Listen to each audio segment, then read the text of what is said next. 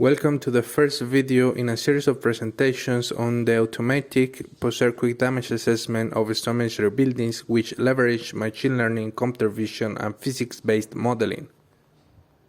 In this video, I will discuss the crack detection of buildings in the wild. This work has been published as topologies for continuity preserving crack detection using deep learning in the journal Construction and Building Materials. In the context of post-earthquake damage assessment, the first step is to detect damages, especially for us as we are working with stone masonry buildings detect cracks. In our methodology, we use image-based techniques for crack segmentation, where we aim to classify each pixel in the images gathered during the inspection as damaged or not.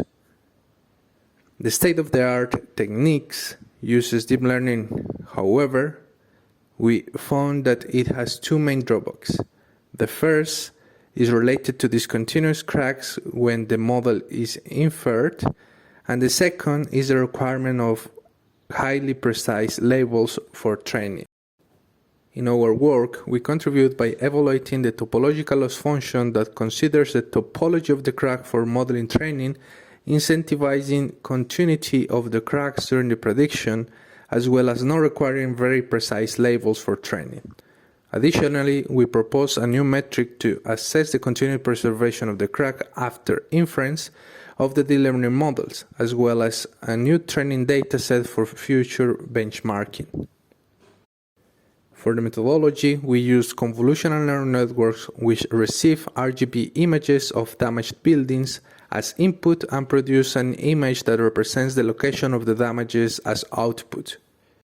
We utilized two datasets, one related to an experimental campaign of stone masonry walls that were damaged due to shear compression tests performed at our laboratory, and a wild dataset which is one of the contributions of this work. In this dataset, you can see the original image, the binary image, the skeletonized version of this binary image that represents the crack, and also the distance map to this skeleton.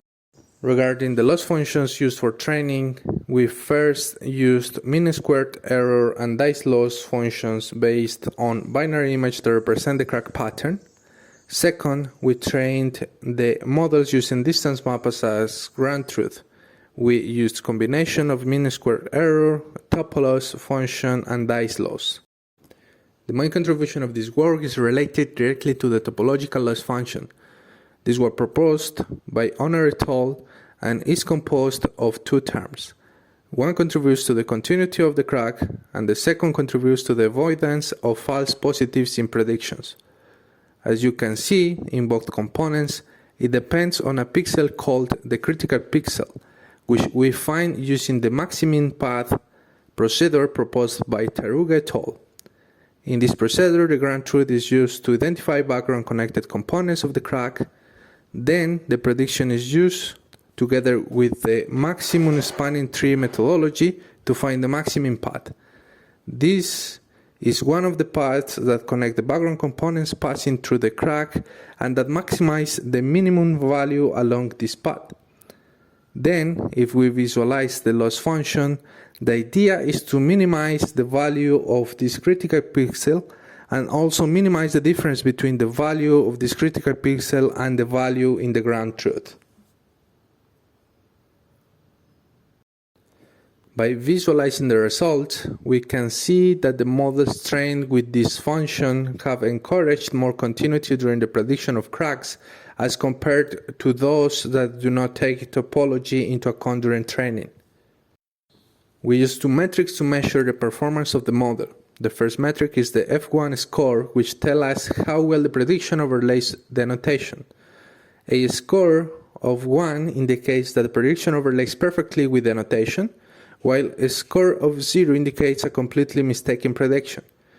The second metric is the CPP, which is one of the contributions of this work. It calculates the difference between the number of individual cracks in the notation and the number of individual cracks in the prediction. A CPP equal to 0 corresponds to a perfect score. Considering the results of these two metrics, we can clearly see that the use of topological loss function significantly improves these metrics, especially the CPP, which measures the quality of continued preservation during the prediction of the crack. We found that the best model was achieved by combining the square error with the topo loss function during training. We also tested the model's performance on input image of buildings in urban contexts, and we present some of the results here. In summary, we have presented a methodology that improves the continuity of the crack segmentation using convolutional neural networks. This through the use of a topological loss function that takes the topology of the crack into account and does not require detailed labeling. We tested this methodology on two datasets, including one that contained buildings in the urban context. Thank you for your attention.